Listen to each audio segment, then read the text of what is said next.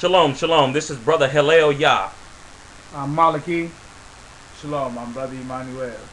And today we're going to address some of the issues concerning the Hebrews. Now, many of us are finding out who we are.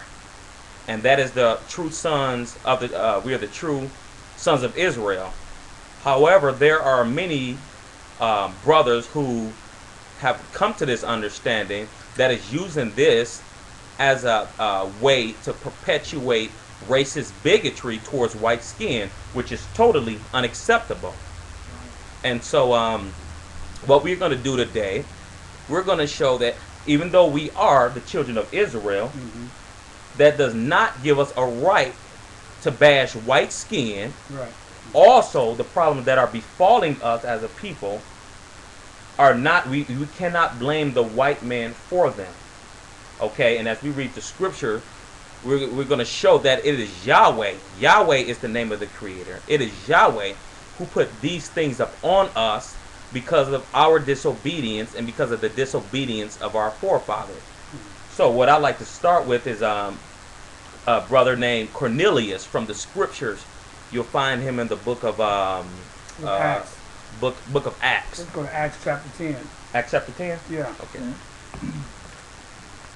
Where we at? Acts chapter 10, verse 1, and I'm just going to begin to read that, and you can comment on that, brother. Sure.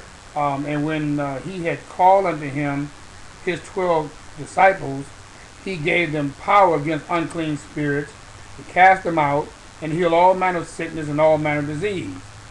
Now, the name of... Oh, this is the wrong scripture. Yeah, that's the wrong scripture. It's actually... I'm sorry, boy. This is... chapter 10. No, Yeah, it's Acts chapter 10. we're in Acts chapter 10. I'm reading Matthew. That doesn't sound like... No, that's actually for our next lecture. Okay, Acts chapter 10, verse 1. Verse 1. Here we go. There was a certain man of Caesarea called Cornelius, a centurion of the band called the Italian band, a devout man and one that feared Elohim with his house, which gave much alms to the people and prayed to Elohim always. He saw in a vision eventually about the 9th hour of the day an angel of Elohim coming into him and saying unto him, Cornelius. And when he looked on him, he was afraid and said, What is it, master? And he said unto him, Your prayer and your alms are come up for a memorial before Elohim.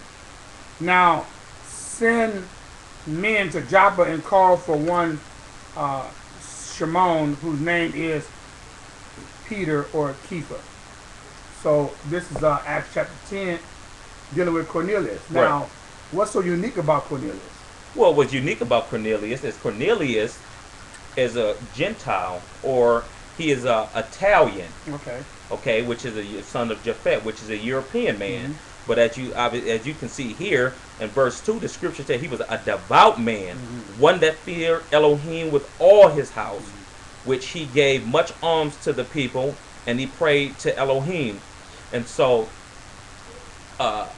for anyone to try to push the point that Yahweh is against white skin or anything of that nature, then they would have to deal with Acts 10. Yah is not a bigot, and Yah does not deal with men on the color of their skin, obviously. Right. Yah made all men. The scripture said he seen his creation and saw that it was good, Right. meaning he seen from end to beginning.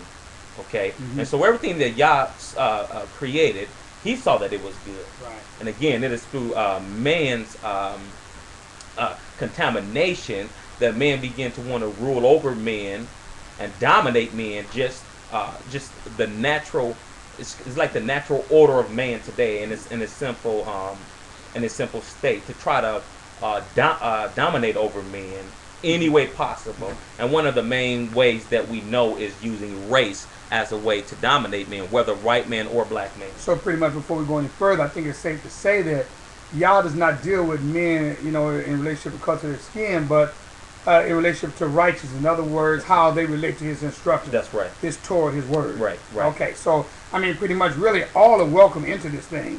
But we are, we are the people of Yah, and we have responsibility now. So pretty much what are we saying is that the reason why that we are in the condition that we're in, the situation that we're in, Right. There's a reason for that. Right. And it's directly related to our willful disobedience. You know what? Before we make that point, something that actually just came up to me. Okay. In the scriptures, hold that point because we definitely got to address that. In the scriptures, as you read on in this story, Yahweh shared with Kepha, he said, that which I call clean, you shall not call unclean or common. Yeah. So, everybody, every man has the right to sit at the table of Yahweh. And then this vision Kepha had, as you read on, it was not talking about food. No, it wasn't talking about food. It's not talking about food. The scripture said Kepha doubted what the vision had meant because he knew Yahweh was not telling him to eat that unclean thing. However, he was dealing with Kepha, letting them know that I am sending men to you, and you deal with men rightly. Yeah. You deal with men rightly. Yeah, in fact, what you were just saying here, that's Acts 10:28. And he said unto them, you know how that it is unlawful thing for a man that is Hebrew or from the tribe of Judah, Yehuda, to keep company or come unto one of another nation. This is Kepha talking. But Elohim have showed me that I should not call any man common or unclean. That's the point. That is the point. You cannot use the scripture to promote racial bigotry. Black men cannot do it, neither can white men. You cannot use that. Everybody is entitled to come to Yah as long as they come righteously. So what is the purpose of the scriptures then? If it's not to be used to promote our own agenda, bigotry or whatever it is that we're promoting, what is the purpose of the scriptures? Well, that's a very good question. The purpose of the scripture is to give instructions to a certain people. And that leads to that point, that beautiful point that you were beginning to bring up, that Yahweh made a covenant with a certain people at Mount Sinai, in which he told them, he said, if you obey me, I will bless you. I'll put all these blessings upon you. Okay, it's conditional.